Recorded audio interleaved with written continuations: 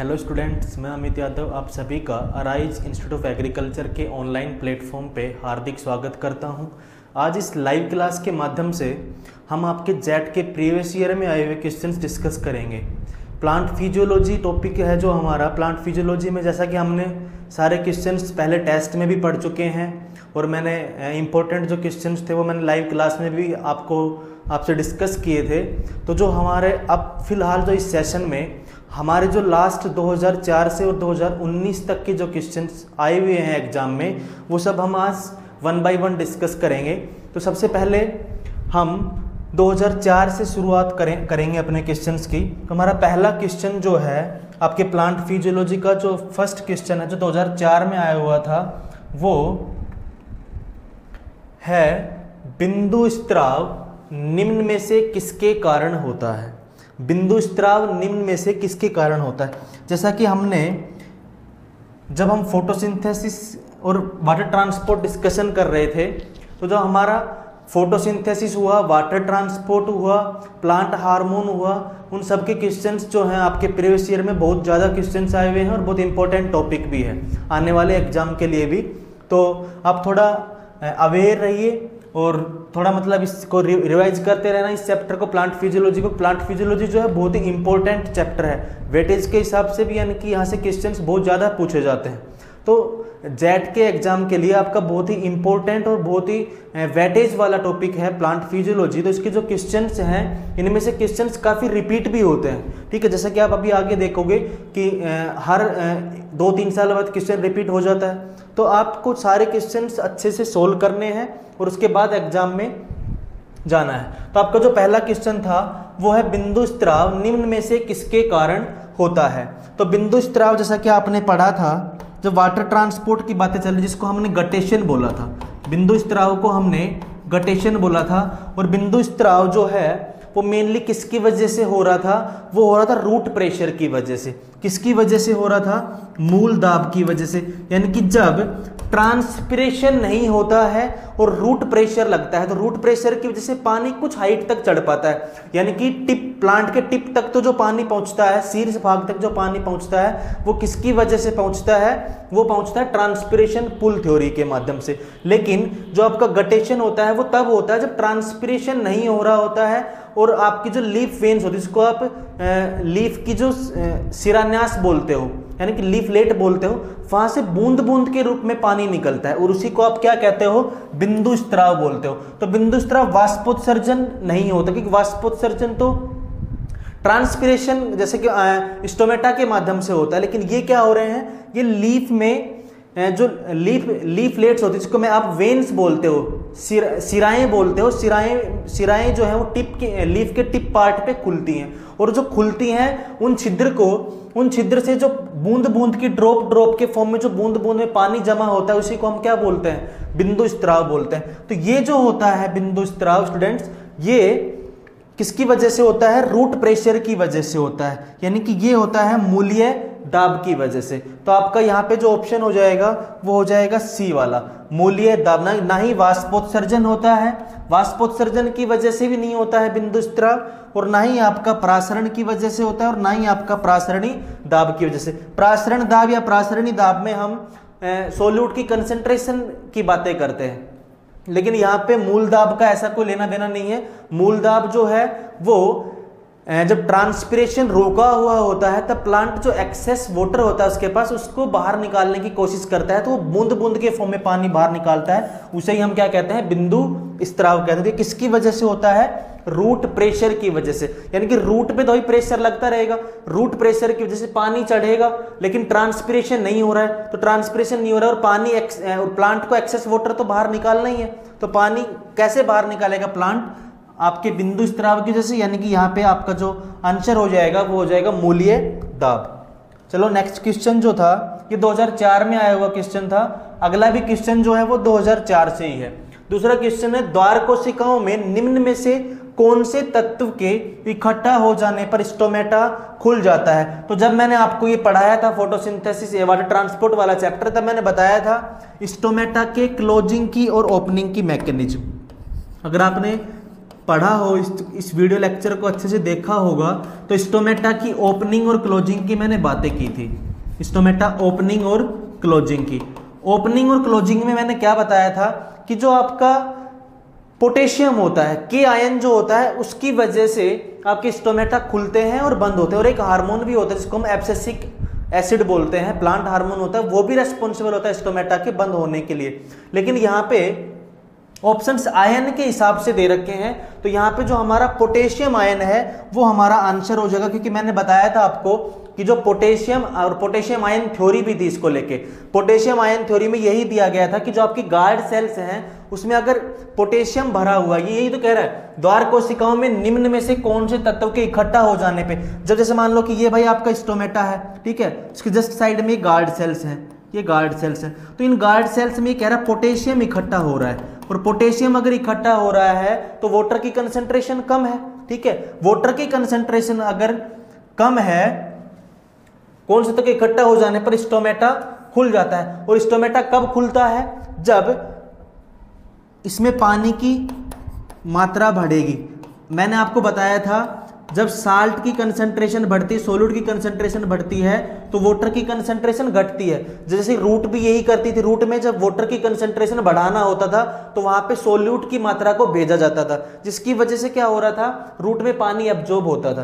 तो यहाँ भी क्या हो रहा है, अगर यहाँ K+ की कंसंट्रेशन बढ़ रही है, मतलब सोल्यूट की कंसंट्रेशन बढ़ रही है, तो मतलब वाटर की कंसंट्रेशन यहाँ क्या होगी, कम हो जाएगी। तो अगर स्टूडेंट्स वाटर की कंसंट्रेशन कम होगी तो बाहर से पानी यहाँ पे आने लग जाएगा, और पानी जैसे जैसे एंटर करेगा गार्ड सेल्स में, गार्ड सेल्स फूलने लग जाएंगी, और गार्ड सेल्स फूलेंगी तो आपके स्टोमेटा क्या हो जाएंगे, ओपन हो जाएंगे, ठीक है। तो यहाँ पे आपका जो देखते टिक लगने वाला आंसर था वैसे तो, क्योंकि पोटेशियम आयन थ्योरी मैंने बताई थी आपको कि रेस्पॉन्सिबल होता है स्टोमेटा के ओपनिंग और क्लोजिंग के लिए। आपका जो नेक्स्ट क्वेश्चन है वो है, किसने प्रथम बार प्रमाणित किया कि प्रकाश संश्लेषण की प्रक्रिया के दौरान ऑक्सीजन गैस का उत्सर्जन जल द्वारा होता है। अब आपको पता होना चाहिए कि जैसे फोटोसिंथेसिस की जो रिएक्शन होती है उसमें आप यही पढ़ते हुए आते हो कि जैसे CO2 होता है प्लस H2O होता है, और ये आपको C6H12O6 देता है,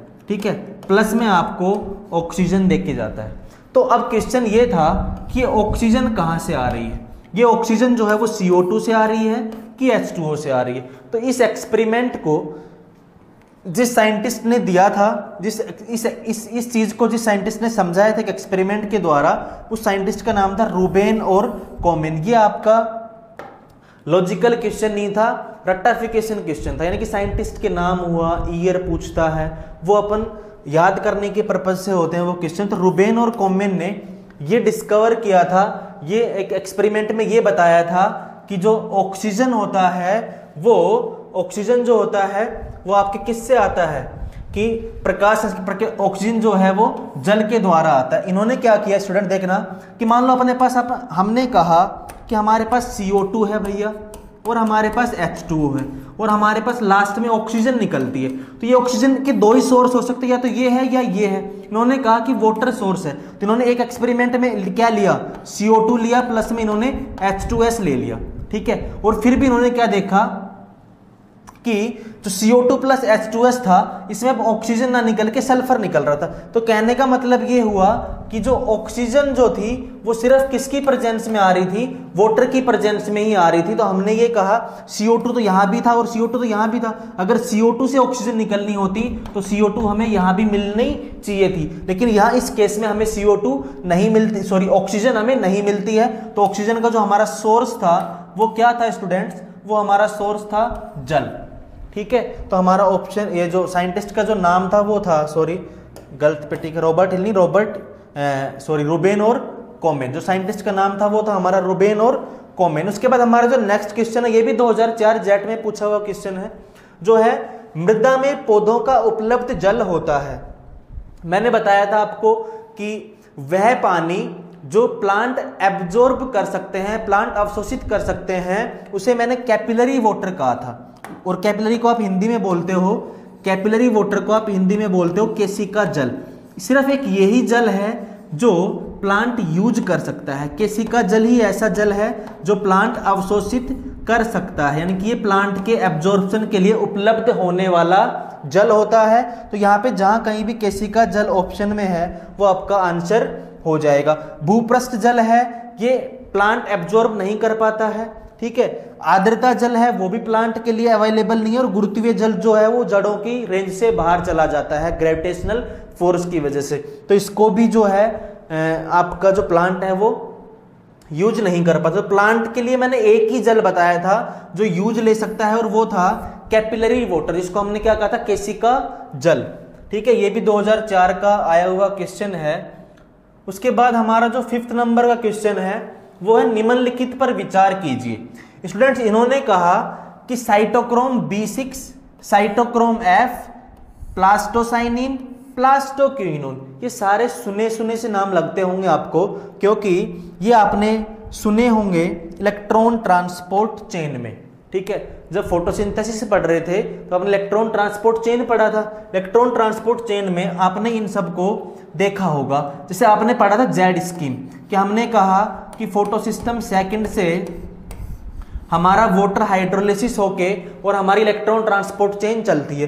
फोटोसिस्टम सेकंड फिर अपनी एक्साइटेड स्टेज में जाता है, ठीक है। और फिर उसके बाद हमारे पास सबसे पहले जब इलेक्ट्रॉन देता है तो ये प्लास्टोक्विनोन को देता है। प्लास्टोक्विनोन के बाद में ये जो इलेक्ट्रॉन देता है वो देता है इसको प्लास्टोसाइनिन को देता है, ठीक है। सबसे पहले जो ये दे रहा है इलेक्ट्रॉन वो सबसे पहले प्लास्टोक्विनोन को, तो हमारे पास जो प्लास्टोक्विनोन है वो डी ऑप्शन है सबसे पहले। तो यहाँ पे जो डी ऑप्शन में हमारे पास प्लास्टोक्विनोन है, तो मैंने इसको मान लिया कि हमारे पास डी सबसे पहले आएगा। इसने क्या दिया है, डी को दिया है इलेक्ट्रॉन, ठीक है। उसके बाद में क्या करता है, साइटोक्रोम B6F को देता है।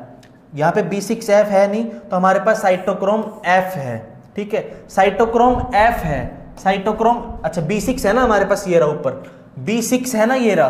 तो हमारे पास जो दूसरा ऑप्शन हो जाएगा वो हो जाएगा साइटोक्रोम B6। साइटोक्रोम B6 जो है वो प्लास्टोसाइनिन को देता है, ठीक है। और इसने किसको दिया, प्लास्टोसाइनिन PC को। और प्लास्टोसाइनिन जो है वो किसके माध्यम से, साइटोक्रोम F के माध्यम से, साइटोक्रोम F को देता है। और साइटोक्रोम F जो है वो आपके PS1 को दे देता है इलेक्ट्रॉन। इस तरीके से फिर ये अपनी एक्साइटेड स्टेज में जाता है, ठीक है। इस तरीके से आपकी जेड स्कीम चल रही थी। आपने पढ़ा था इसको क्या, Z scheme, electron transport chain की जेड स्कीम बोला था। इसके अंदर बस सिर्फ आपको ये जो मध्यवस्थी है, यानी कि जो इंटरमीडिएट्स हैं, इनका देखना था कि ये इंटरमीडिएट्स 4 है, cytochrome B6, cytochrome F, plastocyanin, plastoquinone. आपको सबसे पहले मेन चीज ये दो याद होने चाहिए, एक तो ये और एक ये। इससे आपका 70 to 80% क्वेश्चन सोल्व होने वाला था। अगर आपको सबसे पहले ये पता था ना, ऑप्शन देखना आप, अगर आपको ये पता था ना कि प्लास्टोक्विनोन सबसे पहले एक्सेप्टर है, तो आपके पास एक ही डी ऑप्शन में सिर्फ सिंगल एक ऐसा ऑप्शन है जो आपके पास डी था, तो आपका यही होने वाला है। सबसे पहले प्लास्टोक्विनोन, फिर उसके बाद प्लास्टोक्विनोन के बाद ए, डी के बाद क्या है ए, तो ए आपका क्या है, साइटोक्रोम B6, फिर आपका बी है साइटोक्रोम F, और फिर आपका सी है प्लास्टोसाइनिन। तो आपका जो फर्स्ट ऑप्शन था वही होने वाला था। अगर आपको इतना भी पता था ना कि प्लास्टोक्विनोन सबसे पहले इलेक्ट्रॉन ग्रहण करता है PS2 के बाद में, यानी कि जब फोटोसिस्टम सेकंड अपनी उत्तेजित अवस्था में होता है तब वो इलेक्ट्रॉन सबसे पहले किसको देता है, प्लास्टोक्विनोन को देता है। अगर इतना भी पता था तो आपका क्वेश्चन हो जाना चाहिए था, ठीक है। चलो नेक्स्ट क्वेश्चन जो था हमारा, नेक्स्ट क्वेश्चन जो है वो है जेट 2005 का, लीफ के काल प्रभावन को, जिसको आप बोलते हो लीफ सेनिसेंस, जिसको आप बोलते हो लीफ सेनिसेंस बोलते हो, इंग्लिश में आप इसको क्या बोलते हो, लीफ सेनिसेंस बोलते हो, को किसके अनुप्रयोग से विलंबित किया जा सकता है। शर्करा, साइटोकाइनिन, हरित लवक और एब्सिसी कमल। देखना स्टूडेंट्स, जो हमारा लीफ सेनिसेंस है वो प्लांट हार्मोन्स पे निर्भर करता है, और यहाँ पे सिर्फ दो ही ऐसे अपने ऑप्शंस हैं, एक तो साइटोकाइनिन और एक आपका एब्सिसी कमल, जो कि हमारे प्लांट हार्मोन है। यहाँ पे ना तो शुगर का कोई लेना देना है और ना यहाँ पे क्लोरोप्लास्ट का कोई लेना देना है, तो हमें साइटोकाइनिन और एब्सिसी कमल में से एक ऑप्शन चुनना था। अब साइटोकाइनिन जो था ये हमें पता है सेल डिवीजन के लिए रेस्पॉन्सिबल होता है, ठीक है। ये हमारा सेल डिवीजन के लिए रेस्पॉन्सिबल था। मेनली हार्मोन ही क्या करता है, सेल डिवीजन करवाता है। और यहाँ पे एब्सेसिक अम्ल जो है वो एक स्ट्रेस हार्मोन की तरह हमारे जो प्लांट को हेल्प करता है जब हमारा प्लांट तनाव की स्थिति में होता है, स्ट्रेस में। तो यहाँ पे जो लीफ सेनिसेंस है वो किसके माध्यम से किया जाता है, एब्सेसिक अम्ल, ठीक है। और लीफ सेनिसेंस का मतलब होता है जब लीफ येलो येलो होने लगती हैं, सेल्स डेड होने लगती हैं, एजिंग इफेक्ट दिखाई देता है, यानी कि जब वो एजिंग मतलब बुढ़ापे की तरफ अग्रसित होती हैं, ठीक है, उसको हम बोलते हैं लीफ सेनिसेंस, यानी कि लीफ जो है वो येलो पड़ने लग जाती है, उसको अपन लीफ सेनिसेंस बोलते हैं, ठीक है। तो आपका यहाँ ऑप्शन था एब्सेसिक अम्ल। उसके बाद हमारा अगला क्वेश्चन है, मूल रोम द्वारा जल अवशोषण का मुख्य कारण क्या होता है? प्रासरण दाब, स्फीति दाब, भित्ति दाब, विसरण दाब। स्टूडेंट्स, मैंने आपको बताया था कि जैसे मान लो ये रूट हेयर है, मैंने कहा कि मान लो ये कोई प्लांट है और ये प्लांट की ये रूट है, ये प्लांट की रूट है और ये रूट हेयर्स है, ये क्या है, रूट हेयर्स है। मैंने कहा था जब भी प्लांट को पानी एब्जॉर्ब करना होगा तो ये क्या करेगा, प्लांट जो है वो अपनी रूट के अंदर सोल्यूट की कंसंट्रेशन बढ़ाएगा। प्लांट क्या करेगा, अपनी रूट के अंदर क्या बढ़ाएगा, सोल्यूट की कंसंट्रेशन बढ़ाएगा। और जैसे ही रूट में सोल्यूट की कंसंट्रेशन बढ़ेगी तो इसमें वाटर की कंसंट्रेशन घटेगी, पानी की कंसंट्रेशन क्या हो जाएगी, घट जाएगी, क्योंकि ये विपरीत होता है। मैंने पहले भी समझाया था, जैसे मान लो कि शिकंजी है, उसमें आप जितना सोल्ट डालोगे तो भाई जितना शुगर या सोल्ट डालोगे पानी की मात्रा कम होती चली जाएगी, है ना। तो उसी तरीके से जैसे जैसे आपने सोल्ट बढ़ाया वाटर की कंसंट्रेशन घटती चलेगी, और वाटर की कंसंट्रेशन घटेगी तो मान लो ये जो था ये नीचे ये सोइल है, तो सोइल हमेशा पानी कहां से कहां मूव करता है, अपनी उच्च सांद्रता से निम्न सांद्रता की ओर, यानी कि हाई कंसंट्रेशन से लो कंसंट्रेशन की ओर। तो जब यहाँ साई एस की कंसंट्रेशन बढ़ रही है रूट हेयर में तो साई डब्ल्यू की कंसंट्रेशन भैया घट रही होगी, और साई डब्ल्यू की कंसंट्रेशन घट रही है तो हमारा पानी जो है वो इधर मूव करेगा। तो ये सोल्यूट की बात जहां भी हो रही है वहां पे हमारा प्रासरण दाब आता है, ऑस्मोटिक प्रेशर आता है। तो यहाँ हमारा जो ऑप्शन हो जाएगा वो हो जाएगा, हमारा जो ऑप्शन हो जाएगा वो हो जाएगा फर्स्ट, प्रासरण दाब, ठीक है। उसके बाद हमारा जो अगला क्वेश्चन है वो है, निम्न में से संदमक हार्मोन कौन सा है? संदमक, अब अभी मैंने पीछे बताया था हार्मोन कि जो इनहिबिटरी हार्मोन यानी कि जो प्लांट की ग्रोथ को संदमित करता है उसको हम संदमक हार्मोन बोलेंगे। यानी कि इनहिबिटरी हार्मोन कह दूं तो इनहिबिटरी हार्मोन मैंने पहले ही बताया था एब्सेसिक अम्ल होता है। एब्सेसिक अम्ल जो कि आपने देखा कि स्टोमेटा को क्लोज करवाने में, जब प्लांट स्ट्रेस की कंडीशन में होता है, तनाव की स्थिति में होता है, तो वो ज्यादा पानी लॉस नहीं करना चाहता, तो उस स्थिति में क्या होता है, स्टोमेटा के पास में, स्टोमेटल जो पोर होते हैं उसके पास में आपका एब्सेसिक हार्मोन आके डिपॉजिट होने लग जाता है, जिसकी वजह से स्टोमेटल पोर जो है वो बंद हो जाते हैं, ठीक है। तो इसको हम कहते हैं कि एब्सेसिक जो अम्ल है वो हमारा प्लांट की ग्रोथ को इनहिबिट करता है, इनहिबिटरी हार्मोन है, ठीक है भाई। जैसे स्टोमेटल पोर हैं वो बंद हो जाते हैं तो गैसेस एक्सचेंज भी बंद हो जाता है, तो प्लांट ज्यादा ग्रोथ कर नहीं पाता है। तो प्लांट ग्रोथ नहीं कर पाता है तो हम इसको as a inhibitory hormone use में लेने लग जाते हैं, ये संदमक हार्मोन कहलाता है। तो आप ध्यान रखना, abscisic acid ABA is a inhibitory hormone, ठीक है। चलो हमारा यहां ऑप्शन हो जाएगा बी, ठीक है। नेक्स्ट जो क्वेश्चन है वो हमारा है 2006 जेट से, प्रकाश संश्लेषण की स्वांगीकारक शक्ति है, फोटोसिंथेसिस की स्वांगीकारक शक्ति कौन सी है? भैया आपने सेल रेस्पिरेशन पढ़ा है, मेरे से ही पढ़ा है सेल रेस्पिरेशन प्रकाश संश्लेषण में, तो आपने देखा कि फोटोसिंथेसिस के टाइम पे सेल किस तरीके से रेस्पिरेट करती है, यानी कि अपनी एटीपी किस तरीके से भोजन को तोड़ के, फोटोसिंथेसिस में भोजन बन रहा है, ठीक है, और रेस्पिरेशन में भोजन टूट रहा है, और जब ग्लूकोज टूट रहा होता है तो हमें एटीपी यानी कि एनर्जी मिल रही होती है। तो जब एनर्जी हमें मिल रही होती है तो किस किस प्रकार से हमें हमारा भोजन टूट के एनर्जी मिल रही है, तो वो होता है स्टूडेंट्स एटीपी, NADPH2 और CO2, या फिर ATP एंड NADPH2 या NADPH या ATP। तो यहां पे जो आपका ऑप्शन हो जाता है वो हो जाता है ATP एंड NADPH2, ठीक है। यहाँ पे आपके पास आपकी जो सांगिकारक शक्ति है जो आपकी सांगिकारक शक्ति है उसमें CO2 भी आएगा, क्योंकि CO2 आपको फोटोसिंथेसिस के लिए चाहिए, प्रकाश संश्लेषण के लिए क्या चाहिए, CO2 चाहिए, तो CO2 भी आपकी सांगिकारक शक्ति में आएगा। यानी कि एनर्जी तो है ही है, ATP और NADPH2 तो है ही है, उसके साथ में सबसे मेन तो अपन छोड़ रहे हैं CO2। तो यहाँ पे आपका जो ऑप्शन होने वाला है वो ऑप्शन है आपका ATP, NADPH2 and CO2। CO2 हमारे लिए, हमारे जो प्लांट्स होते हैं उनके लिए बहुत ज़्यादा ज़रूरी होता है फोटोसिंथेसिस के लिए, क्योंकि बिना CO2 के अपन कैसे बनाएंगे यार भोजन। CO2 नहीं होगा तो क्या हमारा फोटोसिंथेसिस हो पाएगा, नहीं हो पाएगा ना। तो ये भी हमारी एक शक्ति है, सांगिकारक शक्ति है, ठीक है।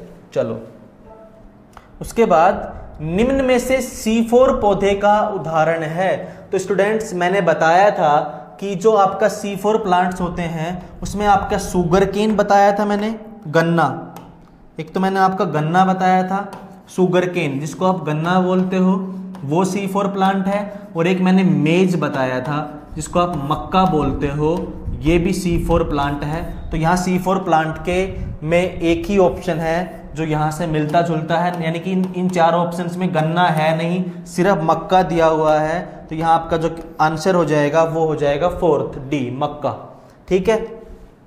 और ये रिपीटेड क्वेश्चन है, 2007 में भी पूछा, फिर 2009 में भी पूछा था, ठीक है।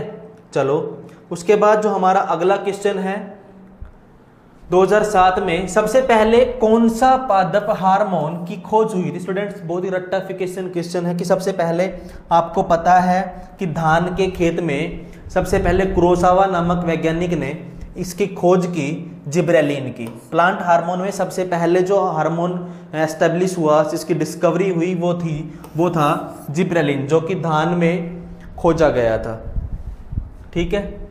उसके बाद हमारा जो अगला क्वेश्चन है वो ये है कि ग्लाइकोलिसिस में ATP के कितने अणु बनते हैं। देखो कितना सिंपल क्वेश्चन है, मैं कितनी 1000 बार बता चुका हूं कि जब एक CO2 का मॉलिक्यूल, जब एक ग्लूकोज का मॉलिक्यूल CO2 ग्लाइकोलाइसिस के माध्यम से,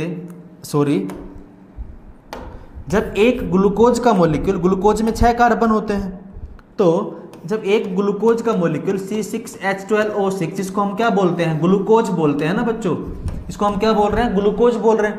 ग्लूकोज क्या बनाएगा, पायरुवेट बनाता है ग्लाइकोलाइसिस से, ठीक है। और यहाँ हम इस साइकिल को हम बोलते हैं ग्लाइकोलाइसिस, हम इस साइकिल को क्या बोलते हैं, ग्लाइकोलाइसिस। तो इस ग्लाइकोलाइसिस में हमें 2 ATP मिलते हैं और 2 ही हमें क्या मिलते हैं, NADPH2 मिलते हैं। उसके बाद फिर हमारा पायरुवेट से एसिटाइल कोएंजाइम A बनता है, क्या बनता है, एसिटाइल कोएंजाइम A बनता है। और यहाँ से 2 पायरुवेट बने थे, क्योंकि ये 6 कार्बन का है और ये 3 कार्बन का, तो 2 बने थे, फिर यहाँ से भी 2 बनेंगे, और यहाँ हमारे पास 2 ही क्या बनेंगे, NADH बनेंगे। उसके बाद फिर हमारा क्रैब साइकिल में चला जाता है एसिटाइल कोएंजाइम में, और क्रैब साइकिल में हमें 3 NADH, 1 FADH और 1 ATP देके जाता है, एक GTP लिख दूं या ATP, ठीक है। तो इन टोटल हम जब इनको गिनेंगे तो हमारे पास निकल के आते हैं कि हमारे पास 38 ATP बनाता है कौन, एक ग्लूकोज का अणु। ये मैंने बहुत ज़्यादा बार आपको समझाया हुआ है, इसकी कैलकुलेशन आप कर सकते हो, ठीक है। 38 ATP बनाता है एक ग्लूकोज का अणु। चलो अगला क्वेश्चन है, रसारोहण का सहसंजनवाद सिद्धांत किसने प्रतिपादित किया। स्टूडेंट्स पहली बात तो ये कि 2007 में पूछा, फिर उससे जस्ट अगले साल 2008 में भी यही क्वेश्चन सेम उठा के रख दिया, और 2008 के बाद ये क्वेश्चन 2018 में फिर से पूछा गया है, ठीक है। 2018 में भी ये क्वेश्चन पूछा गया है, यानी कि ये 3 बार रिपीट हो चुका है। तो ये क्वेश्चन जो है, रसारोहण का सहसंजनवाद सिद्धांत किसने प्रतिपादित किया था। आप सभी को साइंटिस्ट का नाम मैंने बताया था, डिक्सन एम जोली जो है वैसे साइंटिस्ट जिन्होंने इस सिद्धांत को समझाया था कोहेसिव एडेशन फोर्स द्वारा, सहसंजन बल द्वारा, कि किस तरीके से पानी वाटर का जो मॉलिक्यूल है वो एक दूसरे से कोहेसिव फोर्स द्वारा, और जाइलम की जो वेसल्स होती हैं उससे एडेसिव फोर्स द्वारा जुड़े होते हैं, ठीक है। उस सिद्धांत को हमने बोला था सहसंजनवाद सिद्धांत, और इसको दिया किसने था, डिक्सन और जोली ने। तो आपका जो आंसर हो जाएगा वो हो जाएगा डिक्सन एवं जोली, ठीक है। चलो उसके बाद बहुत ही इंपॉर्टेंट क्वेश्चन ये है, निम्न तापक्रम को पौधे क्या कर जाते हैं? निम्न तापक्रम पर पौधे क्या कर जाते हैं? इसका मतलब ये है कि देखना भैया, टेम्परेचर बहुत ज्यादा कम है, यानी कि कंडीशन कैसी हो रही है? फ्रीजिंग की कंडीशन हो रही है। फ्रीजिंग मतलब सब कुछ फ्रीज हो रहा है, और जब टेम्परेचर यानी कि बहुत ज्यादा माइनस में टेम्परेचर चल रहा है, ठंड बहुत ज्यादा हो रही है, तो फ्रीजिंग की कंडीशन चल रही है। हमारी जो सेल मेम्ब्रेन जो होती है वो लिपिड्स की बनी हुई होती है, ठीक है। और जब सेल मेम्ब्रेन्स में फ्लूइडिटी होती है, यानी कि तरलता होती है, आपने पढ़ा होगा फ्लूइड मोजेक मॉडल ने ये समझाया था कि हमारे जो लिपिड की जो बाइलिपिड की जो मेम्ब्रेन होती है उसमें क्या होता है? तरलता होती है। लेकिन जैसे ही हमारे ये जो टेम्परेचर डाउन हो जाएगा तो हमारे जो लिपिड्स हैं वो सैचुरेट हो जाएंगे एक जगह पे, और फ्रीजिंग की कंडीशन हो जाएगी, जिसकी वजह से सेल मेम्ब्रेन जो है वो अपना प्रॉपर काम कर नहीं पाएगी, और उससे क्या हो जाएगा? कोशिका भित्ति जल के जमने के कारण फट जाती है, ठीक है। वाटर के क्रिस्टल्स जमने, यानी कि द्रव्य तो था ही उसमें भाई, अपनी सेल की जो मेम्ब्रेन होती है उसमें पानी तो है ही, ठीक है, द्रव्य तो होता ही है। फ्लूइड मोजेक मॉडल आपने पढ़ा था, तो वो सारे क्रिस्टल्स लो टेम्परेचर की वजह से वाटर के जो मॉलिक्यूल्स थे वो क्रिस्टलाइजेशन हो जाता है, यानी कि उनका क्रिस्टलीकरण हो जाता है, जिसकी वजह से आपकी मेम्ब्रेन जो है वो फट जाती है। तो ये आप इसका लॉजिक था, और सेकंड आपका ऑप्शन हो जाएगा। ये प्लांट स्ट्रेस में पढ़ते हैं हम, ठीक है, स्ट्रेस फिजियोलॉजी में। उसके बाद हमारा वही रट्टाफिकेशन क्वेश्चन, पर्णहरित में पाया जाता है, आप सभी को पता है क्या पाया जाता है? मैग्नीशियम पाया जाता है। क्या पाया जाता है? मैग्नीशियम, यानी कि जो सेंट्रल एलिमेंट होता है वो क्या होता है। उसके बाद इसमें टेट्राफाइरोल की जो रिंग होती हैं, ठीक है, इस तरीके से इसमें रिंग जुड़ी हुई होती हैं। तो आपका जो सेंट्रल एलिमेंट इसने पूछा है कि जो बीच में जो धातु होती है वो कौन सी होती है? मैग्नीशियम होती है, ठीक है। अगला जो क्वेश्चन है वो है, CO2 चक्र में CO2 स्थिरीकरण किसके द्वारा होता है? स्टूडेंट्स देखना, ऑप्शन देखना, राइबुलोज डाइफॉस्फेट द्वारा। इस डाइफॉस्फेट को मैं बाइफॉस्फेट लिख सकता हूं, ठीक है, बाइफॉस्फेट, या मैं कहूं बिसफॉस्फेट, जैसे मैं कहूं RUBP, क्या लिखूं इसको? RUBP, ठीक है। ये कह रहा है कि CO2 को फिक्सेशन, CO2 का फिक्सेशन प्लांट्स तो करते ही हैं, ठीक है। कार्बन डाइऑक्साइड अपन छोड़ रहे हैं, ऑक्सीजन अपन ले रहे हैं, तो वो जो कार्बन डाइऑक्साइड अपन छोड़ रहे हैं वो प्लांट फिक्सेशन कर रहे हैं, और उसी CO2 से अपना भोजन बना रहे हैं, फोटोसिंथेसिस कर रहे हैं। तो इस कार्बन डाइऑक्साइड को फिक्सेशन करवाने के लिए मैंने आपको पढ़ाया था कि जो C3 साइकिल थी, C3 साइकिल में मैंने बताया 3 स्टेप्स होती हैं। एक तो मैंने बताया था कार्बोक्सिलेशन बताया था, ठीक है। दूसरा मैंने बताया था अपचयन, जिसको हम रिडक्शन बोलते हैं, ठीक है। और तीसरा बताया था मैंने रीजनरेशन, जिसको हम बोलते हैं पुनरुद्भवन या पुनरुत्पादन, ठीक है। तो हमने ये देखा था कार्बोक्सिलेशन में CO2 को फिक्स किया जा रहा था, और जो CO2 फिक्स करवा रहा था वहां जो एंजाइम काम आ रहा था वो ये था, ठीक है। RUBP जो है वो सबसे पहले CO2 को एक्सेप्ट करता था, CO2 को इस तरीके से एनवायरनमेंट से एक्सेप्ट करता था, और रुबिस को एंजाइम काम में आ रहा था, ठीक है। तो यहां पे हमारा ऑप्शन हो जाएगा राइबुलोज डाइफॉस्फेट द्वारा, ठीक है। चलो हमारा जो नेक्स्ट क्वेश्चन है वो है, क्रैब चक्र का प्रथम उत्पाद है, जेट 2009 में पूछा गया क्वेश्चन है कि जो आपकी क्रैब साइकिल है उसका जो प्रथम उत्पाद क्या होता है। स्टूडेंट्स देखना कि जैसे आपने कहा कि सर पायरवेट हमें मिल जाता है ग्लाइकोलाइसिस में, अभी हमने देखा सर हमें पायरवेट जो है वो ग्लाइकोलाइसिस में से मिल जाता है, यानी कि ग्लूकोज टूट के हमें पायरवेट दे देता है सर, ठीक है। फिर पायरवेट जो है वो टूट के हमें एसिटाइल कोएंजाइम ए दे देता है सर, ठीक है। उसके बाद फिर हमारा क्रैब चक्कर में एंटर करता है कौन? Acetyl coenzyme A. और एसिटाइल कोएंजाइम ए जब क्रैब चक्कर में एंटर करता है तो इसको सबसे पहले जो एक्सेप्ट करता है वो होता है ऑक्जेलो एसिटिक एसिड, और ये 2 कार्बन का होता है और ये 4 कार्बन का, तो इसको सबसे पहले एक्सेप्ट करेगा कौन? ऑक्जेलो एसिटिक एसिड। ये भी क्वेश्चन पूछा जा सकता है। कि क्रैब चक्कर में एसिटाइल कोएंजाइम ए को सबसे पहले ग्रहण करने वाला अणु कौन सा है, ऑक्जेलो एसिटिक एसिड। और बनाएगा क्या, 4 कार्बन का ऑक्जेलो एसिटिक एसिड 2 कार्बन के एसिटाइल कोएंजाइम ए से मिलके सिट्रिक एसिड बनाता है। क्या बनाता है, सिट्रिक एसिड। तो यहां ऑप्शन होगा कहीं सिट्रिक अम्ल और ये हमारा आंसर हो जाएगा। ठीक है, चलो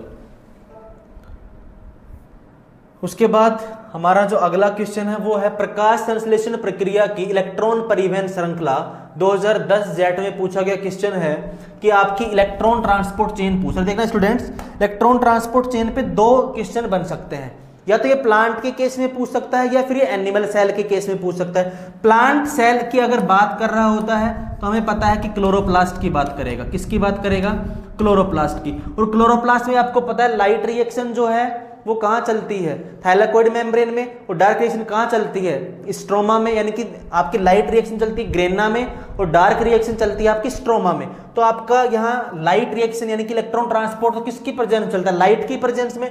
तो आप पढ़ोगे ग्रेना में, और ग्रेना में भी कहाँ, थाइलाकोइड में। तो आपका यहाँ जब प्लांट्स की बात करेगा तो आपका इलेक्ट्रॉन ट्रांसपोर्ट सिस्टम कहाँ चलेगा, थाइलाकोइड में, और थाइलाकोइड की भी इनर मेम्ब्रेन में। तो यहाँ थाइलाकोइड ये ऑप्शन रहा, थाइलाकोइड झिल्ली से परिबद्ध होता है, ना कि क्लोरोप्लास्ट की स्ट्रोमा में नहीं, क्योंकि डार्क रिएक्शन चलती है स्ट्रोमा में। तो क्लोरोप्लास्ट की बाह्य झिल्ली नहीं, ये तो परमिएबल होती है।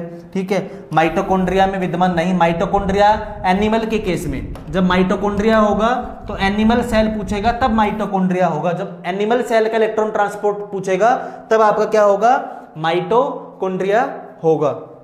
और माइटोकॉन्ड्रिया में भी क्या होगा, माइटोकॉन्ड्रियल मैट्रिक्स वाले भाग में चलती है। ठीक है, मतलब इनर मेम्ब्रेन पे, मैट्रिक्स वाले भाग में नहीं, इनर मेम्ब्रेन पे, माइटोकॉन्ड्रिया की इनर मेम्ब्रेन पे चलता है जब एनिमल सेल की बात करेगा। ठीक है, तो यहां पे आपका ऑप्शन हो जाना है बी। ठीक है, चलो अगला जो क्वेश्चन है, निम्नलिखित में से कौन सा क्रैब चक्र का मध्यवर्ती, अभी आपने देखा था कि भाई सबसे पहले चलता है ग्लाइकोलाइसिस। सबसे पहले क्या चलता है, ग्लाइकोलाइसिस। सबसे पहले चला ग्लाइकोलाइसिस। और ग्लाइकोलाइसिस हमें क्या देख के जाता है स्टूडेंट्स, ग्लूकोज से पायरवेट देख के जाता है। ग्लूकोज से क्या देख के जाता है, पायरवेट। और इस विधि को हम बोलते हैं ग्लाइकोलिसिस। और ग्लाइकोलिसिस पायरवेट से फिर हमें मिलता है एसिटाइल कोएंजाइम ए, किसकी प्रेजेंस में, पायरवेट डिहाइड्रोजिनेज एंजाइम की प्रेजेंस में, और हम उसको बोलते हैं पीडीएच कॉम्प्लेक्स। और फिर हमारा ये एसिटाइल कोएंजाइम में किस में एंटर करता है, क्रैब साइकिल में एंटर कर जाता है। ठीक है, तो यहाँ अपनी जो इंटरमीडिएट स्टेप क्या हो गई, एसिटाइल कोएंजाइम में। तो ये हमें से मध्यवर्ती पूछ रहा है, क्रैब चक्र का मध्यवर्ती यहाँ हमारे पास एसिटाइल कोएंजाइम ए, हमारा ये ऑप्शन करेक्ट हो जाएगा। ठीक है, अगला क्वेश्चन, खरपतवार नाशी के रूप में प्रयोग किया जाने वाला संश्लेषित हार्मोन है।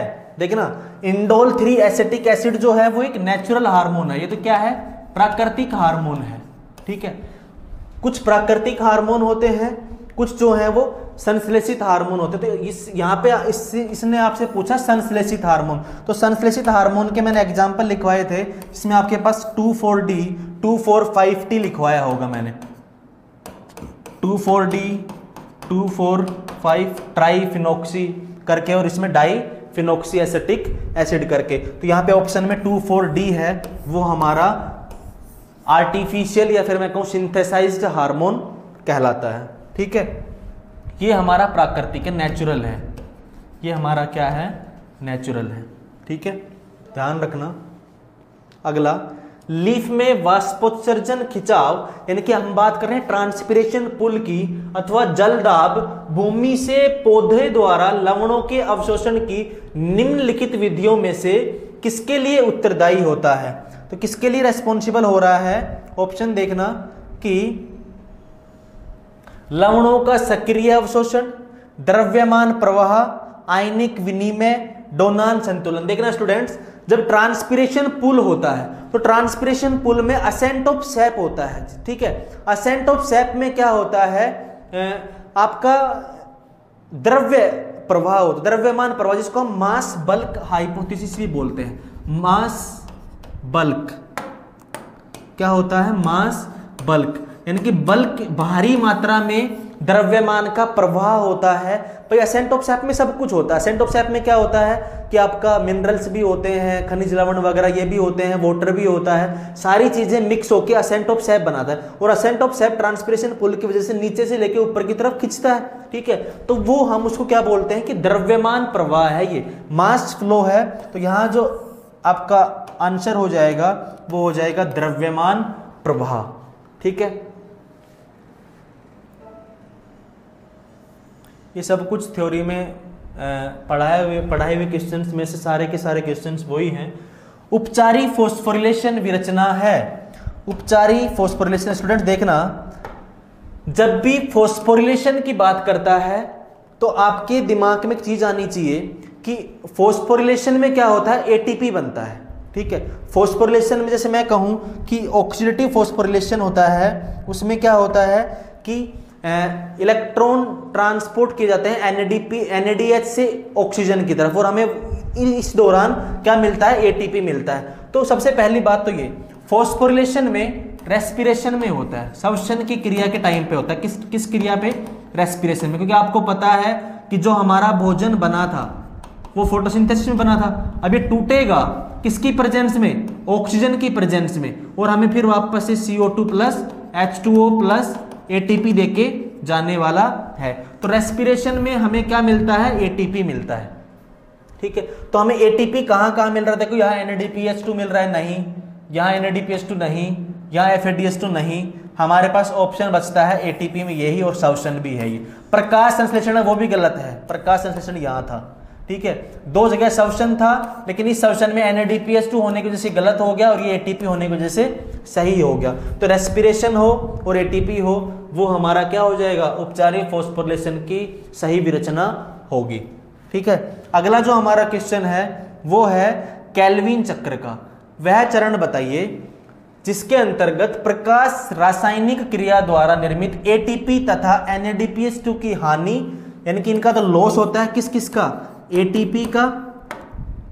क्वेश्चन क्या कह रहा है कि ATP का लॉस होता हो, ATP का और NADPH2 का तो लॉस हो रहा हो, और आपका कार्बोहाइड्रेट यानी कि ग्लूकोज या फिर स्टार्च का क्या हो रहा हो? फॉर्मेशन हो रहा हो। तो स्टूडेंट्स आपको C3 साइकिल अगर याद हो, C3 साइकिल को हम केल्विन साइकिल बोलते हैं। 3 स्टेप मैंने अभी बताया था। पहली स्टेप थी हमारी कार्बोक्सिलेशन, जिसको आप कार्बोक्सीकरण बोलते हो। क्या बोलते हो? कार्बोक्सीकरण। दूसरी स्टेप थी आपकी रिडक्शन, जिसको आप अपचयन बोलते हो।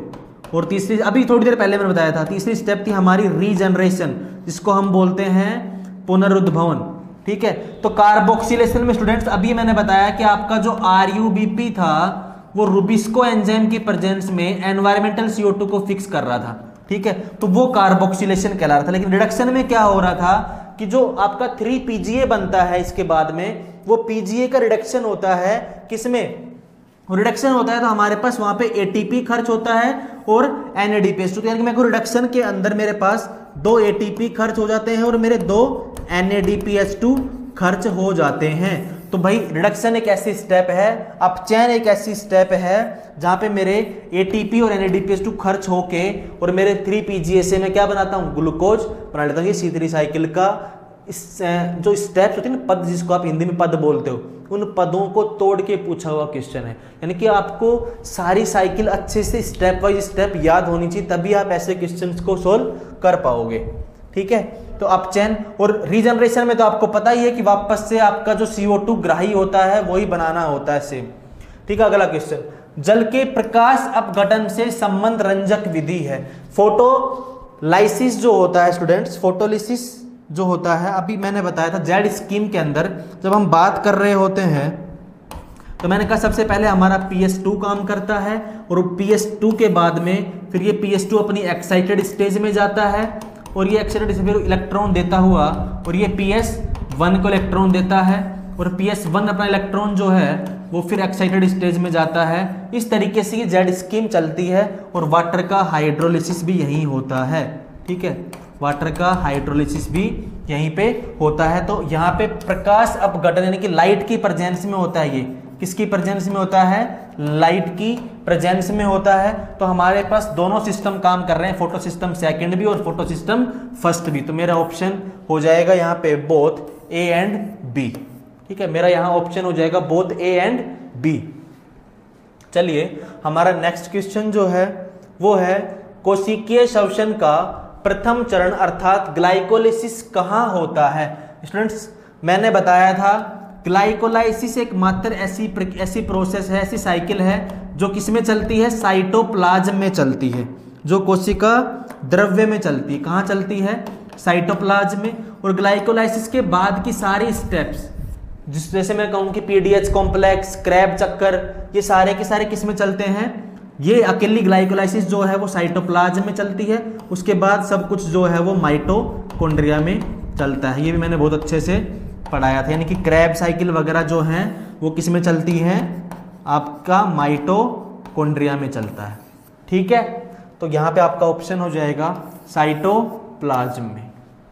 तो कितने आसान आसान क्वेश्चंस पूछे गए हैं।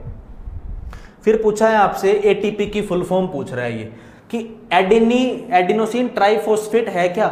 जो आप एटीपी पुकारते रहते हो, एटीपी जो है वो एनर्जी की करेंसी होती है, एनर्जी की मुद्रा होती है सेल की। तो ये एटीपी है क्या, एक एंजाइम नहीं, एक अणु जिसमें उच्च ऊर्जा फॉस्फेट आबंध होता है। हाँ ये सही हो सकता है। अगला देख लेते हैं, एक हार्मोन नहीं, हार्मोन नहीं है, प्रोटीन भी नहीं है। ये क्या है, एक अणु है। एक एटीपी को अपन क्या बोलते हैं, मॉलिक्यूल। यानी कि एक अणु है जिसमें उच्च ऊर्जा, जैसे मैं कहूं एटीपी तो एडेनिन ट्राइफॉस्फेट, यानी कि मैं कहूं एडिनोसिन से 3 फॉस्फेट जुड़े हुए हैं, उच्च ऊर्जा फॉस्फेट। और जब ये टूटते हैं तो हमें एडीपी प्लस इनऑर्गेनिक फॉस्फेट देख के जाते हैं, जिसकी वजह से हमें क्या मिलती है, एनर्जी मिलती है। ठीक है, हमारी सेल इससे क्या करती है, फंक्शन करती है। जब एटीपी को यूज लेती है तो इस तरीके से तोड़ते हैं। फिर एडीपी से एएमपी बन सकता है, एडेनोसिन मोनोफॉस्फेट। यानी कि प्रत्येक फॉस्फेट बॉन्ड टूटने पे हमें क्या मिलती है, ऊर्जा मिलती है।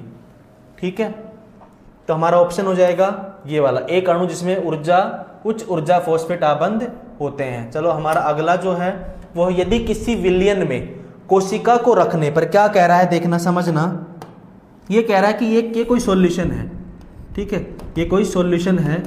इस सॉल्यूशन में कह रहा है कि किसी कोशिका को रखने पर उसका आयतन बढ़ जाता। मान लो ये पहले सिकड़ी हुई सी थी इस तरीके की, और इसने इस विलयन में रखा और इसका आयतन कुछ इस तरीके का हो गया, आयतन बढ़ गया। तो क्यों बढ़ा देखना, ऐसा विलयन कहलाता। देखना कब बढ़ा होगा, जब वाटर की कंसंट्रेशन इधर गई होगी, भाई सॉल्यूट की वाटर कंसंट्रेशन इधर आई होगी, पानी इसमें भरा होगा, तभी तो ये फुली होगी।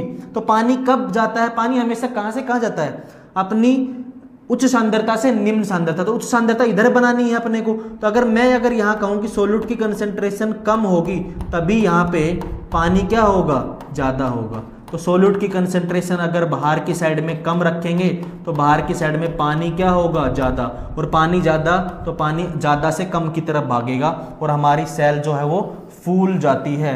और ऐसा सॉल्यूशन जिसमें सॉल्यूट की कंसंट्रेशन कम हो उसको हम कहते हैं हाइपोटोनिक।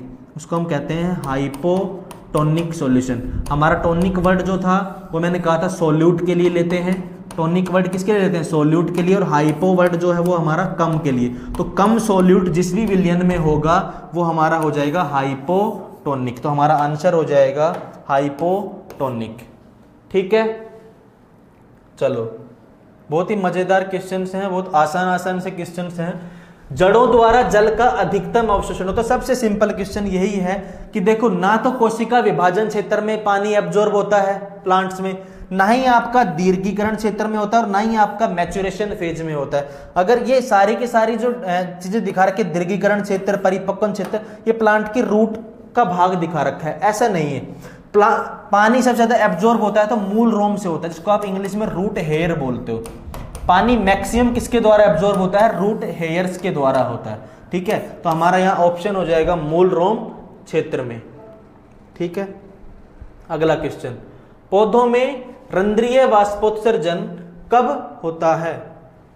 एक सेकंड होल्ड करना।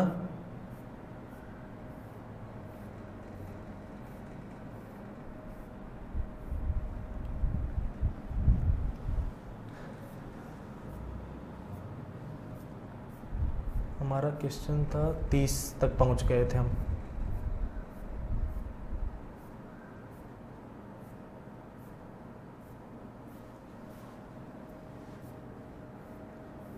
हाँ, हमारा ये क्वेश्चन था पौधों में रंध्रीय वाष्पोत्सर्जन कब होता है। स्टोमेटल ट्रांसपिरेशन की बात कर रहा है कि रंध्रीय वाष्पोत्सर्जन कब होता है। स्टूडेंट सबसे सिंपल क्वेश्चन यही है कि आप सभी को पता है ट्रांसपिरेशन कब होता है, जब स्टोमेटा खुले होते हैं। और स्टोमेटा खुलते कब हैं? दिन में खुलते हैं। नॉर्मली स्टोमेटा कब खुलते हैं? दिन में खुलते हैं। कुछ प्लांट होते हैं जिसको हम स्कोटोएक्टिव प्लांट बोलते हैं, जिसमें रात में स्टोमेटा खुलते हैं, दिन में बंद रहते हैं, लेकिन नॉर्मल केस में हम देखते हैं केवल दिन में होता है। तो हमारा जो आंसर हो जाएगा वो हो जाएगा केवल दिन में। पौधों में रंध्रीय वाष्पोत्सर्जन कब होता है? केवल दिन में होता है। अगर मैं बात करूं ट्रांसपिरेशन की, अगर मैं कहूं वातरंध्र की बात करूं, लेंटिकुलर ट्रांसपिरेशन की बात करूं, तो भैया यहां से ट्रांसपिरेशन रात में भी हो सकता है, ठीक है। लेकिन यहां स्टोमेटा की बात करूं तो स्टोमेटा सिर्फ और सिर्फ दिन में खुलते हैं, ठीक है। तो सबसे ज्यादा तो अपना जो ट्रांसपिरेशन होता है वो स्टोमेटा के द्वारा होता है। उसके बाद सेकंड नंबर पे हमारा वातरंध्र के द्वारा होता है। सेकंड जो ट्रांसपिरेशन होता है वो हमारा किसके द्वारा हो रहा है? वातरंध्र के द्वारा होता है। तो ये केवल और केवल दिन में होता है स्टोमेटा वाला। वातरंध्र वाला रात में भी हो सकता है। नेक्स्ट जो क्वेश्चन है वो है ऑक्सीजन की उपस्थिति में पायरविक अम्ल के विघटन की क्रिया है। देखना ये कह रहा है ऑक्सीजन की उपस्थिति में पायरविक अम्ल के विघटन की।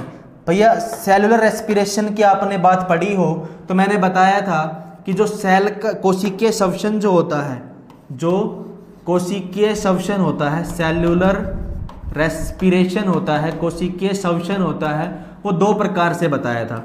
जब ऑक्सीजन एब्सेंट हो और जब ऑक्सीजन प्रेजेंट हो। तो ऑक्सीजन प्रेजेंट होता है उसको हमने बोला था वायवीय श्वसन, एरोबिक रेस्पिरेशन। उसको हमने क्या बोला था? वायवीय श्वसन, एरोबिक रेस्पिरेशन। और वायवीय श्वसन हो या एनारोबिक रेस्पिरेशन हो, हमारा ग्लाइकोलाइसिस तो क्या होता है? चलता ही है। ग्लाइकोलाइसिस तो दोनों ही केस में चलता है। लेकिन अगर हम बात करें कि अवायवीय श्वसन या वायवीय श्वसन में, तो ये क्या है? अवायवीय श्वसन। तो एक चीज तो आपको साफ समझ में आ रही होगी कि ग्लाइकोलाइसिस तो दोनों में कॉमन है, चाहे वायवीय हो चाहे अवायवीय। लेकिन उसके बाद की जो स्टेप होती है ग्लाइकोलाइसिस की वजह से, मैं कहूँ पीडीएच कॉम्प्लेक्स, क्रेब्स साइकिल, यानी कि यहाँ ग्लाइकोलाइसिस में आपको क्या मिलता है? ग्लूकोज से पायरवेट मिल जाएगा, पायरवेट मिल जाएगा। तो ये पायरवेट माइटोकॉन्ड्रिया में तभी एंटर करेगा जब ऑक्सीजन उपस्थित होगी। यानी कि वायवीय श्वसन में पायरवेट तभी अंदर जाएगा माइटोकॉन्ड्रिया में जब वो वायवीय श्वसन करेगा, ठीक है। अदरवाइज जो आपका पायरवेट बना होगा ना, वो पायरवेट अगर ऑक्सीजन नहीं उपस्थित होगी तो पायरवेट जो है वो किण्वन में चला जाएगा। किस में चला जाएगा? फर्मेंटेशन में चला जाएगा। तो यहाँ पे हमारा जो ऑप्शन हो जाएगा, ऑक्सीजन की उपस्थिति में पायरविक अम्ल के विघटन की क्रिया होती है। तो ऑक्सीजन की उपस्थिति में कह रहा है, तो उपस्थिति में हमारा क्रैब चक्कर चला जाएगा, ठीक है। उपस्थिति होगी तो हमारा पायरवेट कहां चला जाएगा? क्रैब साइकिल में, क्योंकि माइटोकॉन्ड्रिया में एंटर करेगा। तो हमारा ये वाला प्रोसेस हो गया। ऑक्सीजन की उपस्थिति पूछ रहा है, ऑक्सीजन की अनुपस्थिति पूछता तो हमारा पायरवेट कहां चला जाता? फिर ये ऑप्शन होता किण्वन, ठीक है। ध्यान रखना ग्लाइकोलिसिस दोनों ही केस में सिमिलर है। ग्लाइकोलिसिस तो चलेगी, ऑक्सीजन हो या ना उसको कोई फर्क नहीं पड़ने वाला। तो ग्लाइकोलिसिस अगर ऑक्सीजन एब्सेंट होगी तो ग्लाइकोलिसिस का जो एंड प्रोडक्ट है वो पायरवेट है, तो पायरवेट किण्वन में चला जाएगा। अगर ऑक्सीजन उपस्थित होगी तो पायरवेट जो है वो क्रैब चक्कर में एंटर कर जाता है, ठीक है। चलो उसके बाद हमारा अगला क्वेश्चन है, श्वसन स्थल पर ऑक्सीजन तथा कार्बन डाइऑक्साइड का विनिमय क्या कहलाता है? मैं कहूं कि मान लो ये कोई सेल मेम्ब्रेन है और इस सेल मेम्ब्रेन में CO2 बाहर जा रहा है और ऑक्सीजन अंदर आ रहा है, या CO2 अंदर आ रहा है, ऑक्सीजन बाहर जा रहा है। ये एनिमल के केस में, प्लांट के केस में दोनों अलग अलग है। तो ये जो प्रोसेस होती है भैया, जब यहाँ CO2 की कंसंट्रेशन ज्यादा हो रही होगी तभी तो ये ज्यादा से कम की साइड में जा रहा होगा, ठीक है। और ऑक्सीजन बाहर ज्यादा है, ठीक है, तब ये बाहर से, और अंदर क्या है? कम है। तो ये क्या हो रहा है कि बाहर से ज्यादा से कम की तरफ जो मूव कर रहा है, ये हमारा क्या हो रहा है? श्वसन, ये विसरण विधि हो रही है। मैंने डिफ्यूजन के केस में समझाया था, ये क्या है? डिफ्यूजन है, ये क्या है स्टूडेंट्स, ये डिफ्यूजन है। और डिफ्यूजन में हमने यही कहा था, एक उदाहरण भी लिया था कि जो परफ्यूम की बोतल होती है, उस परफ्यूम की बोतल को जब हम ओपन कर देते हैं किसी क्लोज्ड रूम में, तो परफ्यूम की बोतल में परफ्यूम की कंसंट्रेशन हाई है, ठीक है, तो पूरे रूम में महक हो जाती है। इसका मतलब ये है कि उस बोतल में उच्च सांद्रता होने की तरफ से उस रूम में परफ्यूम की कंसंट्रेशन थी ही नहीं, तो वो उच्च सांद्रता से निम्न सांद्रता की ओर मूव कर रहा है। ऐसा ही हमारा गैसियस एक्सचेंज जो है, गैसीय आदान प्रदान जो है वो डिफ्यूजन में आते हैं। गैसीय आदान प्रदान किस में आते हैं, विसरण में आते हैं। हमारा अगला जो क्वेश्चन है वो है, मूल रोमों द्वारा अवशोषित जल पौधों के शिखर तक किसके द्वारा पहुंचता है। सबसे जो मेन थ्योरी थी ट्रांसपिरेशन पुल थ्योरी, जिसको मैंने बोला था और जो पढ़ाया था, वही पूछ रहा है कि भाई टिप तक मूल दाब की वजह से हमारा, देखना मूल दाब के द्वारा हमारा जो पानी है वो कुछ ज्यादा हाइट तक नहीं पहुंच पा रहा था, लेकिन जो ट्रांसपिरेशन पुल है जिसमें कोएशन एडिशन फोर्स लग रहा था, यही सबसे ज्यादा एक्सेप्टेड थ्योरी थी। इसके द्वारा हमारा पानी ऊंचे जो प्लांट्स थे, हाई लॉन्ग ट्री थे, उनमें रूट से लेकर टिप तक पहुंच रहा था। तो वो जो विधि थी वो वाष्पोत्सर्जन कर्षण विधि थी, जिसमें हमारा ट्रांसपिरेशन पुल हो रहा था, एक वाटर का मॉलिक्यूल दूसरे वाटर के मॉलिक्यूल के साथ खींचा जा रहा था, ठीक है। और वहां जो फोर्स लग रहे थे वो कोहेशन एडिशन फोर्स लग रहे थे, आसंजन बल, जिसको सहसंजन और आसंजन बल बोलते हो आप, ठीक है। और वाष्पोत्सर्जन कर्षण का मतलब ट्रांसपिरेशन बहुत ज्यादा हो रहा होता है। ट्रांसपिरेशन ज्यादा हो रहा है तो पानी जो है वो मैक्सिमम पानी बाहर निकल रहा है, तो पानी जितना बाहर निकलेगा उतना ही पानी खींचता चला जाएगा। तो ट्रांसपिरेशन क्या कर रहा है, उस चेन को तोड़ने नहीं दे रहा है। ट्रांसपिरेशन कम हो जाएगा तो चेन टूट जाएगी, तो ट्रांसपिरेशन कंटिन्यू हो रहा है। ट्रांसपिरेशन जितना ज्यादा होता जाएगा चेन उतनी स्ट्रॉन्ग बनती जाएगी। तो अपन ने उसको बोला था ट्रांसपिरेशन पुल थ्योरी, कि वाष्पोत्सर्जन जो है वो खिंचाव कर रहा है किसका, पानी का, ठीक है, वो वाष्पोत्सर्जन कर्षण बल था। उसके बाद हमारा जो अगला है वो है, प्लांट द्वारा खनिज लवणों का अवशोषण किया जाता है। सबसे आसान क्वेश्चन कि भैया ना तो ठोस रूप में यानी कि सॉलिड रूप में इनका अवशोषण करा जा सकता है, ना ही गैस के रूप में करा जा सकता है, और ना ही उपरोक्त सभी, यानी कि हम जो आयन के रूप में इसका ट्रांसपोर्ट का अवशोषण करते हैं। क्यों करते हैं, देखना खनिज लवण में क्या आते हैं, मैं कहूं पोटेशियम, सोडियम, कैल्शियम, मैग्नीशियम, ये क्या है भाई, ये सॉलिड फॉर्म में प्लांट उठाएगा क्या इनको, ये आयन्स की फॉर्म में उठाएगा। ये क्या है, तो आयन ही तो है, ये खुद क्या है, प्लस माइनस चार्ज लगा हुआ है, मतलब ये क्या है, आयन है। तो आयन के रूप में इनका क्या होता है, अवशोषण होता है, ना कि गैसियस फॉर्म में होता है। तो हमारा जो आंसर हो जाएगा वो हो जाएगा आयन के रूप में। उसके बाद अगला है, पौधे का केवल हरा भाग ही, सबसे आसान सा क्वेश्चन है, हरा भाग क्या करता है, फोटोसिंथेसिस करता है, जिसको आप हिंदी में क्या बोलते हो, प्रकाश संश्लेषण बोलते हो। तो आपका ऑप्शन हो जाएगा प्रकाश संश्लेषण। निम्न में से कौन सा तत्व नाइट्रोजन स्थिरीकरण में, देखना ये बात कर रहा है नाइट्रोजन फिक्सेशन की, ये बात कर रहा है नाइट्रोजन फिक्सेशन की। और नाइट्रोजन फिक्सेशन के लिए हमारे पास जो एंजाइम होता है वो है नाइट्रोजिनेज, ठीक है। नाइट्रोजिनेज एंजाइम हमारे लिए काम में आने वाला, नाइट्रोजन फिक्सेशन करवाने वाला एंजाइम है। तो नाइट्रोजिनेज एंजाइम के पास, जिस तरीके से हमारे क्लोरोफिल के पास में हमने मैग्नीशियम देखा था, इसी प्रकार से हमारा जो स्ट्रक्चर हम देखते हैं नाइट्रोजिनेज की, तो इसके पास में जो सेंट्रल एलिमेंट होता है वो मोलिब्डेनम होता है। क्या होता है, मोलिब्डेनम होता है, बहुत ही इंपॉर्टेंट है, याद रख लेना, ठीक है। आपका आंसर हो जाएगा मोलिब्डेनम। उसके बाद क्वेश्चन आ गया है, यूकैरियोटिक कोशिका में ट्राई कार्बोजिलिक अम्ल चक्र होता है। ये ट्राई कार्बोजिलिक अम्ल क्या है, TCA है ये, ठीक है, जिसको आप कह सकते हो ये TCA क्या है, ट्राई कार्बोजिलिक अम्ल है, 3 कार्बन का एसिड है, ठीक है। तो ये क्लोरोप्लास्ट के स्ट्रोमा में चलता है, माइटोकॉन्ड्रिया की अंत झिल्ली में चलता है, माइटोकॉन्ड्रिया की मैट्रिक्स में चलता है, कोशिका द्रव्य में चलता है। TCA साइकिल को आप क्या बोल सकते हो, क्रैब साइकिल बोल सकते हो। अब भाई मैंने अभी बताया था ग्लाइकोलाइसिस एक ऐसी साइकिल थी जो साइटोप्लाज्म में चलती थी, बाकी सब कुछ जो चल रहा था वो माइटोकॉन्ड्रिया की मैट्रिक्स में चल रहा था, ठीक है। अगर यहाँ बात करता एनिमल्स के केस की, और एनिमल्स के केस में भी किसकी, इलेक्ट्रॉन ट्रांसपोर्ट चेन की तो आपका माइटोकॉन्ड्रिया की अंत झिल्ली आंसर हो जाता। ठीक है, चलो C4 प्रकाश संश्लेषण का मुख्य एंजाइम है। ये पूछ रहा है कि 4 कार्बन का फोटोसिंथेसिस का मुख्य एंजाइम क्या है। देखना रुबिस्को जो है वो आपका 4 कार्बन का नहीं है, या मैं कहूं ये बात जो कर रहा है वो C4 प्लांट्स की बातें कर रहा है। तो आपका रुबिस्को जो था वो C3 प्लांट्स में काम आने वाला एंजाइम था। ठीक है, उसके बाद आपका मैलेट डिहाइड्रोजिनेज भी काम नहीं करता है CO2 फिक्सेशन में। आपका एसिटाइल कोएंजाइम ए कार्बोक्सिलेज भी आपका CO2 फिक्सेशन नहीं करवाता। फिर आपका जो दूसरा करवाता है वो करवाता है पैप कार्बोक्सिलेज। यानी कि मैं कहूं कि C4 प्लांट्स में, ये C3 प्लांट की बातें थी, C3 प्लांट में जो काम आ रहा था वो रुबिस्को था। तो पहला जो था वो C3 प्लांट्स का था, लेकिन ये इसने पूछा है C4 प्लांट्स का। तो C4 प्लांट्स में सबसे पहले जो एक्सेप्ट करता है CO2 को वो था phosphoenol pyruvate. Phosphoenol pyruvate CO2 को ग्रहण करता है किस एंजाइम की प्रेजेंस में?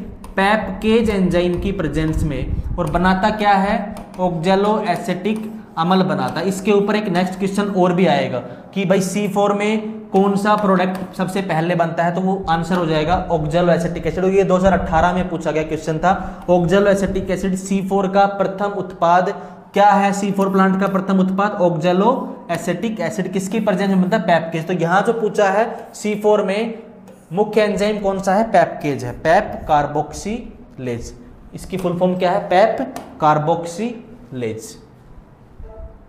चलो, निम्न में से कौन सा प्राकृतिक ऑक्सीजन है? पहले क्वेश्चन आया था, मैंने बताया था कौन सा प्राकृतिक था और कौन सा संश्लेषित किया हुआ था। तो आपका इंडोल 3 एसिटिक अम्ल जो था वो नेचुरल था, प्राकृतिक था। तो यहां जो आपका आंसर हो जाएगा वो हो जाएगा ए। ठीक है, उसके बाद अगला जो है हमारा क्वेश्चन वो है फाइटोक्रोम अवशोषित करते हैं। देखना स्टूडेंट्स, जैसे मैंने कहा कि हमारे पास 2 फोटो सिस्टम थे, एक फोटो सिस्टम सेकंड था और एक हमारा फोटो सिस्टम फर्स्ट था। ठीक है, फोटो सिस्टम सेकंड और फर्स्ट दोनों अलग अलग वेवलेंथ की लाइट एब्जॉर्ब करते हैं। ठीक है, एक जो है वो P680 नैनोमीटर की वेवलेंथ की लाइट एब्जॉर्ब करता है और एक जो है वो P700 नैनोमीटर की वेवलेंथ को एब्जॉर्ब करता है। तो इसको मैं कहूं कि ये रेड है, ये कौन सी लाइट एब्जॉर्ब कर रहा है? Red light. और इसको मैं कहूं ये क्या, कौन सी लाइट एब्जॉर्ब करता है? Far red light. तो फार का मतलब होता है दूर, और आपका जो रेड लाइट और दूर लाल प्रकाश, तो आपका ऑप्शन में है लाल और सुदूर लाल प्रकाश। तो आपका ऑप्शन क्या हो जाएगा? यही हो जाएगा। ठीक है, प्लांट्स के पास में 2 प्रकार के फोटो सिस्टम हैं, दोनों अलग अलग वेवलेंथ की लाइट एब्जॉर्ब करते हैं। फोटो सिस्टम सेकंड जो है वो 680 नैनोमीटर की वेवलेंथ की लाइट एब्जॉर्ब करता है जो कि लाल प्रकाश है, और 680 नैनोमीटर से ज्यादा की लाइट को हम बोलते हैं सुदूर प्रकाश, या इंग्लिश में बोलूं तो फार रेड लाइट। तो हमारा ऑप्शन हो जाएगा थर्ड। सब कुछ पढ़ाया हुआ है। पूर्णतः स्फीत कोशिका की विसरण दाब न्यूनता हेतु निम्न में से सत्य है। ये बहुत इंपॉर्टेंट क्वेश्चन है, देखना। पहली बात तो आपको एक फॉर्मूला ध्यान रखना है कि जो डीपीडी होता है ना, DPD is equal to OP minus TP होता है। डीपीडी क्या होता है? ओपी माइनस टीपी होता है। और जब कोई स्फीत कोशिका है, मैंने कहा कि कोई सेल फुल टर्जिड सेल है, फुल टर्जिड सेल है मतलब कि इसके अंदर पानी जो है वो फुल भरा हुआ है, पानी जो है वो फुल भरा हुआ है। ठीक है, स्फीत कोशिका है तो ट्रेजर प्रेशर, जब किसी स्फीत कोशिका की बात करते हैं तो ट्रेजर प्रेशर जो है वो ऑस्मोटिक प्रेशर के बराबर हो जाता है। एक चीज ध्यान रखना, जब कोई स्फीत कोशिका होती है, फुल टर्जिड सेल होती है, तो उसका प्रासरण दाब उसके इस स्फीत दाब के बराबर हो जाता है। तो टीपी जो है वो ऑस्मोटिक प्रेशर जो है दोनों बराबर हो जाते हैं, और वो कितना हो जाते हैं? 0 हो जाते हैं। तो कहने का मतलब ये हुआ कि किसी स्फीत कोशिका के अंदर, स्फीत कोशिका भी टर्जिडिटी फुल है, ठीक है, तो ऑस्मोटिक प्रेशर भी क्या है? उसके बराबर ही। जितना ऑस्मोटिक प्रेशर होगा ट्रेजर प्रेशर उतना ही बढ़ता है। तो ट्रेजर प्रेशर जितना ज्यादा है, कि स्फीत दाब जितना ज्यादा, ऑस्मोटिक प्रेशर भी उतना ही। तो TP is equal to OP हो गया, और मैक्सिमम कितना हो सकता है? 0। तो हमने 0 लिखा। तो जब ये दोनों 0 हो गए, यहाँ इक्वेशन ये बन जाएगी DPD is equal to OP is equal to TP. भाई ओपी और टीपी क्या हो गए? बराबर हो गए, और ओपी और टीपी बराबर हो कितना बना? 0। तो हमारे पास आ जाएगा डीपीडी इज इक्वल टू 0। ये मैंने बताया था विसरण दाब न्यूनता क्या होती है। मैंने कहा कि मान लो कोई शुद्ध जल है, मैंने कहा मान लो कोई शुद्ध जल प्योर वाटर है तो उसका डिफ्यूजन प्रेशर जो है वो मैक्सिमम रहेगा 0। मैक्सिमम कितना होता है 0। और जब हम उसमें साल्ट डालने लग जाएंगे तो उसका डिफ्यूजन प्रेशर घटने लग जाएगा और उस घटने के बाद उसका डिफ्यूजन प्रेशर डेफिशिएंट विसरण दाब न्यूनता में वृद्धि होने लग जाएगी। तो डिफ्यूजन प्रेशर यानी कि विसरण दाब और विसरण दाब न्यूनता दोनों एक दूसरे के विपरीत होते हैं। विसरण दाब न्यूनता क्या होती है? जब हम कोई सोल्यूट ऐड कर रहे हैं किसी शुद्ध चीज में तो उसका विसरण दाब घट रहा है, उसकी कंसेंट्रेशन घट रही है, तो विसरण दाब घटता है यानी कि प्योर वाटर का विसरण दाब घटेगा और जितना सोल्यूट ऐड करते जाएंगे विसरण दाब न्यूनता यानी कि विसरण दाब में जो कमी आ रही है उसको हम न्यूनता कह रहे हैं। तो इसके विसरण दाब में जो कमी आ रही है किसको ऐड करने की वजह से? सोल्यूट को ऐड करने की वजह से उसको हम कह रहे हैं विसरण दाब न्यूनता बढ़ रही है। ठीक है, तो ये हमारा यहाँ क्वेश्चन होगा डीपीडी इज इक्वल टू 0। चलो अगला क्वेश्चन है, कितना आसान क्वेश्चन है। ग्लाइकोलिसिस का अंतिम उत्पाद, और देखो 2018 में लेटेस्ट पूछा गया यानी कि पिछले से पिछले साल पूछा गया क्वेश्चन है ग्लाइकोलिसिस का अंतिम उत्पाद। अभी मैंने बताया था ग्लूकोज टूट के पायरवेट बनाता है और पायरवेट ग्लूकोज टूट के क्या बनाता है? पायरवेट। और इस साइकिल को क्या बोलते हैं? पायरवेट के बनने को, इसी को तो ग्लाइकोलाइसिस बोलते हैं। तो हमारा एंड प्रोडक्ट क्या होगा ग्लाइकोलाइसिस का? पायरवेट। और पायरवेट हमारा पहला ही ऑप्शन था। ठीक है, कितने आसान आसान से क्वेश्चन हैं, कितने आसान आसान से क्वेश्चन हैं। यदि आप फल को देखें ना, ये भी 2018 में कितने आसान क्वेश्चन पूछे गए। यदि आप फल को जल्दी पकाना चाहते हैं तो आप कौन सा पादप वृद्धि हार्मोन का उपयोग करेंगे? कितना आसान क्वेश्चन है। सबको पता है इथाइलिन एक ऐसा हार्मोन है जो हम जल्दी किसी फल को पकाने के लिए यूज में लेते हैं। किसी फ्रूट राइपनिंग हार्मोन भी इसी को बोलते हैं, इसका नाम ही क्या है? ये फ्रूट राइपनिंग हार्मोन है, फ्रूट को पकाने में हमारी हेल्प करता है। तो यहाँ इथाइलिन जो है वो हमारे फ्रूट पकाने के काम में आता है। C4 चक्र का प्रथम उत्पाद, अभी मैंने पीछे डिस्कस किया था C4 प्लांट में कि मैंने कहा था पैपकेज एंजाइम की प्रजनन में सबसे पहले क्या बनता है? ऑक्जेलो एसेटिक अम्ल बनता है। और ये आपका आंसर हो जाएगा ऑक्जेलो एसेटिक अम्ल। ठीक है, उसके बाद अगला क्वेश्चन जो है, किस क्रिया द्वारा पादपों में चूषण बल बनाकर रसारोहण करना होता है? ये क्या है? ये सक्शन प्रेशर है। सक्शन प्रेशर, ये कौन सा प्रेशर है? ये सक्शन प्रेशर की बात कर रहा है। सक्शन प्रेशर बनाकर रसारोहण को बोलते हैं असेंट ऑफ सैप। और मैंने अभी बताया था असेंट ऑफ सैप क्या है? ऐसा वाटर जिसके अंदर सब कुछ उपलब्ध हो, जिसके सब कुछ उपस्थित हो, मिनरल्स वगैरह, न्यूट्रिएंट्स वगैरह सब कुछ हो, वो असेंट ऑफ सैप कहलाता है। तो ये किसकी वजह से हो रहा है? जब ट्रांसपिरेशन होगा तभी तो असेंट ऑफ सैप ऊपर की तरफ खींचेगा। तो ट्रांसपिरेशन मेन रीजन होता है असेंट ऑफ सैप को, या सक्शन का मतलब भी क्या होता है? चूषण बल, मतलब कि सक्शन प्रेशर। अपन जैसे मान लो पाइपेट होती है ना, पाइपेट को अपन किसी सॉल्यूशन में डुबो के और अपन उसको सक करवाते हैं तो वो चूषण बल जो है लगता है वो ऊपर की तरफ सक कर लेता है। तो यहां भी क्या हो रहा है? इस क्रिया द्वारा प्लांट में चूषण बल, जब ट्रांसपिरेशन हो रहा होता है तो पानी खिंचा हुआ आता है। ठीक है, और अपन तभी कहते हैं कि वाष्पोत्सर्जन जो है वो मेनली रेस्पॉन्सिबल है किसके लिए? रसारोहण को ऊपर की तरफ खींचने के लिए।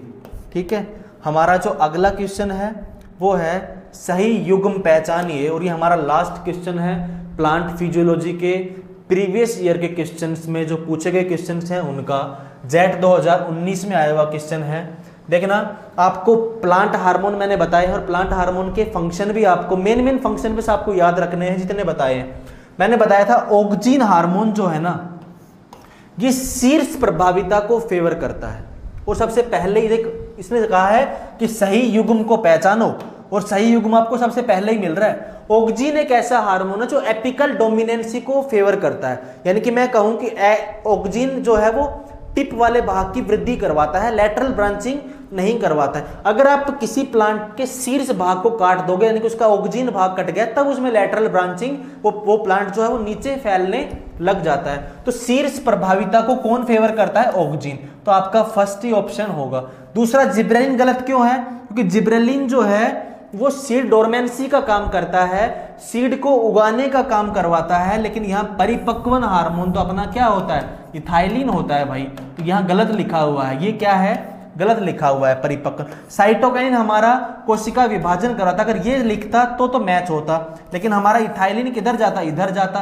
तो ये सारे के सारे क्या है, मिस मैच है। एक अकेला यही जो है वो हमारा सही है, और वो है ऑक्जीन शीर्ष कलिका प्रभाविता यानी कि एपिकल डोमिनेंस को फेवर करता है।